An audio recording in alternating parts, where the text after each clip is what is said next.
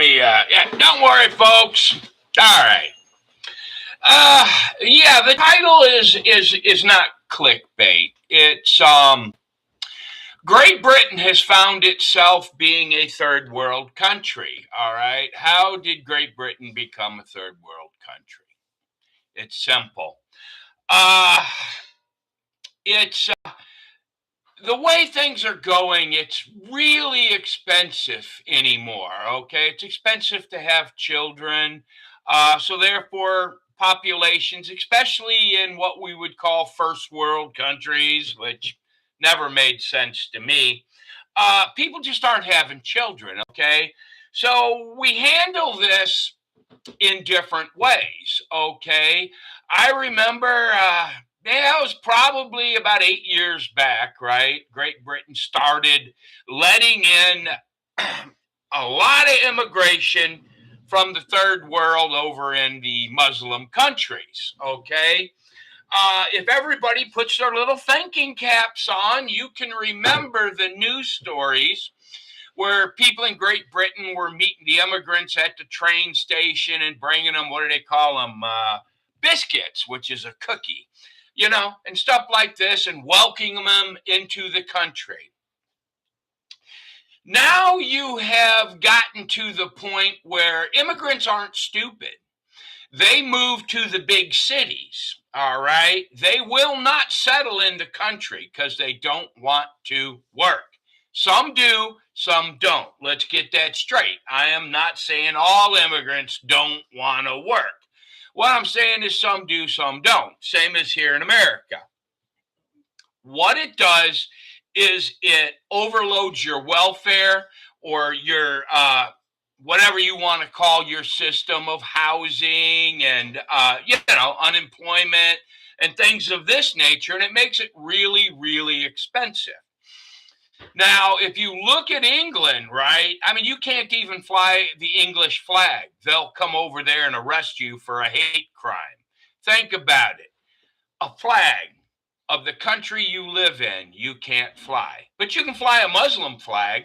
Christians are banned from having parades of any kind because they don't want to upset the Muslims. All right. But now, once you've overloaded this welfare system, okay, and your medical system that you're all proud of, okay, what happens is there's no money left. So the English Navy, it's a joke. For the life of me, I do not understand why these people built two aircraft carriers as small as they are when you can't protect them.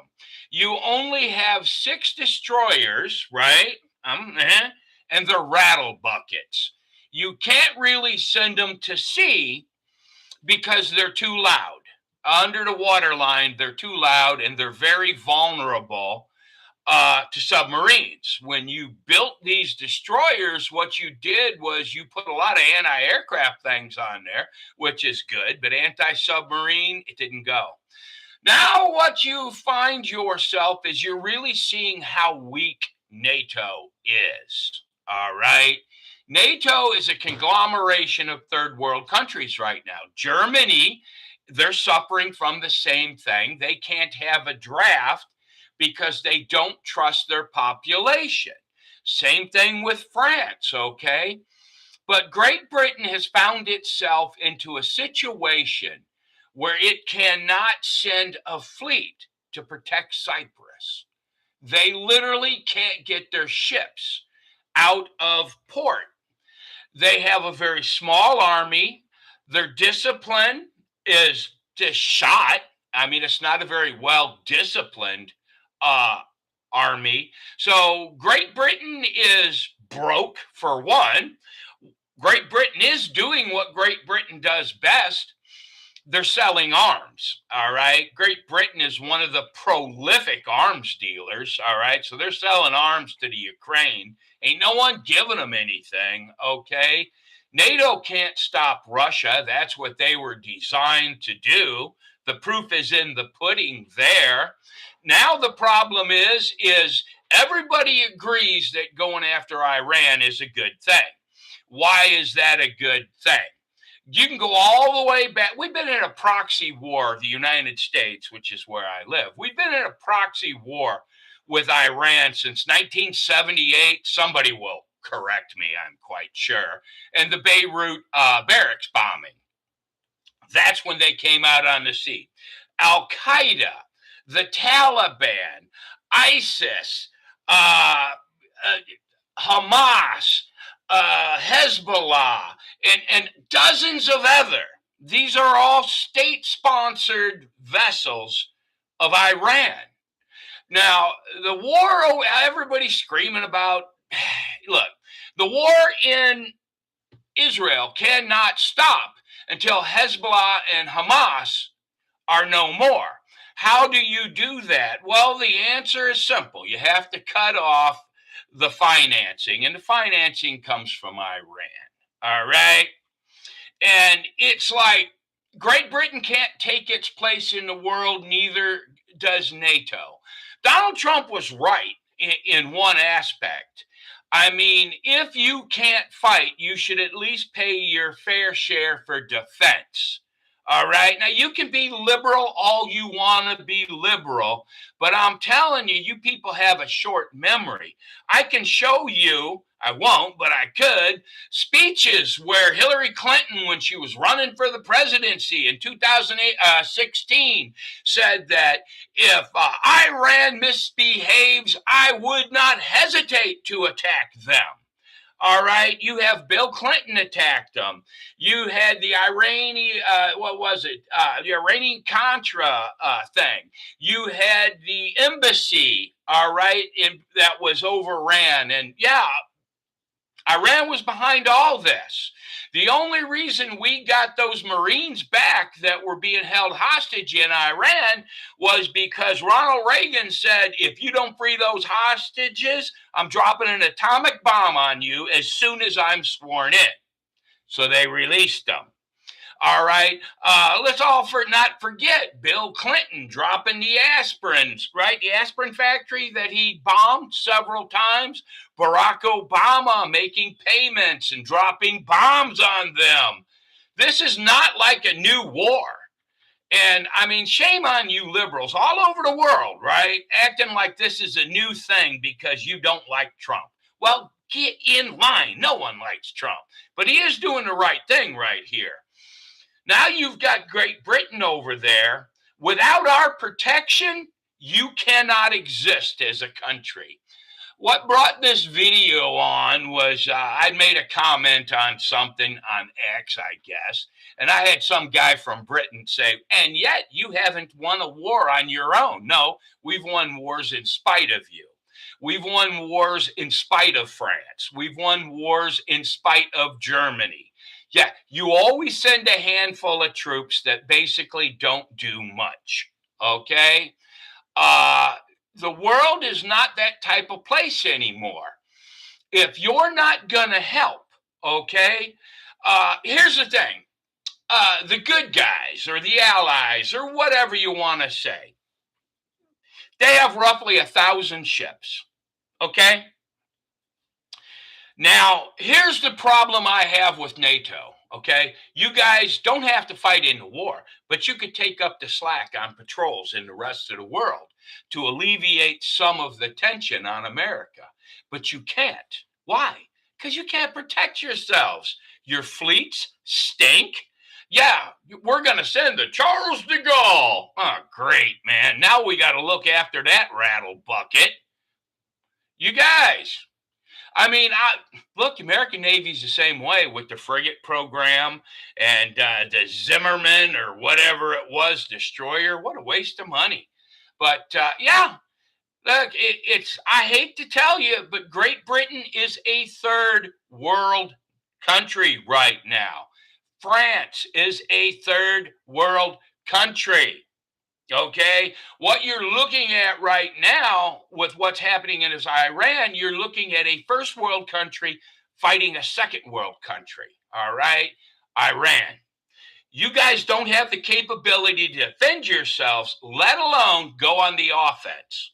There's like 5 countries in the world that actually could mount an offensive campaign.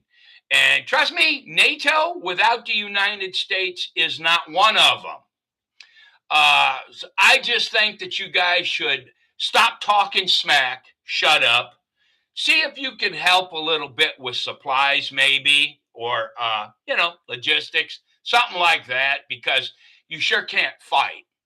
But yeah, I mean, the once great Britain is not great anymore. They're pitiful. Okay, and look, United States has the same problems. Okay, you guys come to this country. Like my favorite one is this. Now, look, I'm married to a Mexican girl. Okay, she came from Mexico, bona fide, right?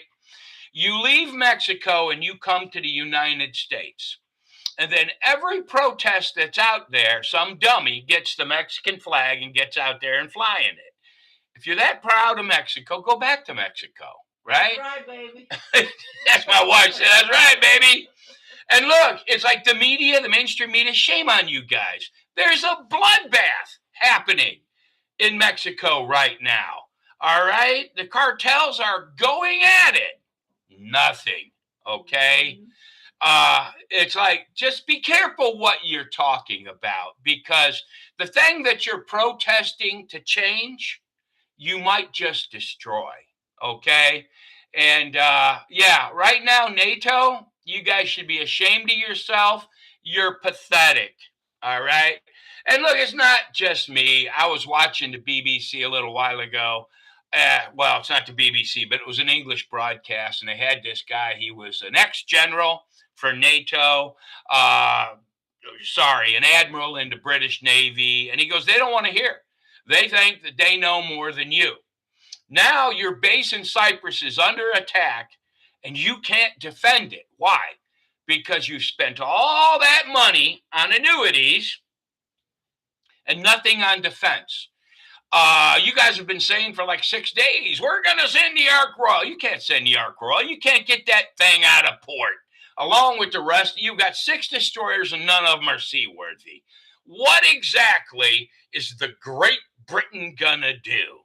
You stand more of a chance of getting that old wooden ship, the Victoria or whatever it is, your museum ship. You stand a better chance getting that wooden ship over there to Cyprus than you do one of your new destroyers. All right? I know this is a little harsh, but I'm like, the world that you people live in is not the real world. The real world is all around you. And all you want to do is sit on the sidelines and say, well, Trump sucky suck. I don't get that. But yeah, Great Britain, it breaks my heart. Oh, see, I put my glasses on and it's not all blurry. Isn't that amazing that works? Anyway, yeah, no, I mean, this was kind of a harsh video, but this is a video people need to listen to. The Chancellor of Germany, right, literally said that our army, we can't defend Germany with it. It's not large enough because we're not getting recruitment goals. Yet we can't draft because we don't trust giving our civilians a gun because they don't have the patriotism to follow orders, okay? They're Muslims at heart, okay? And that's what you've let in.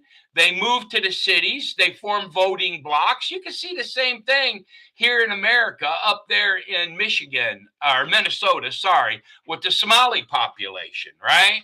Yeah, this happens, okay? I don't know why we allow it to happen, but it happens.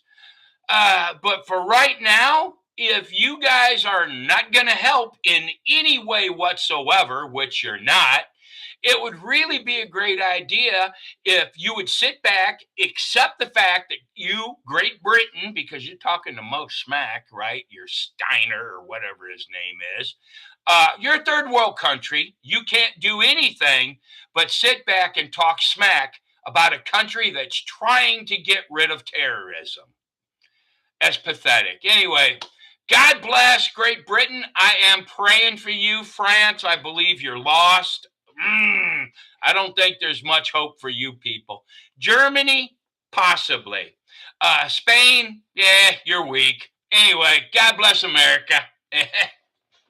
All right, now how do I? Oh, right there it is. Yep, nope, I said edit. Oops, cancel. Oh, in stream. There it is. You go. Yeah, I was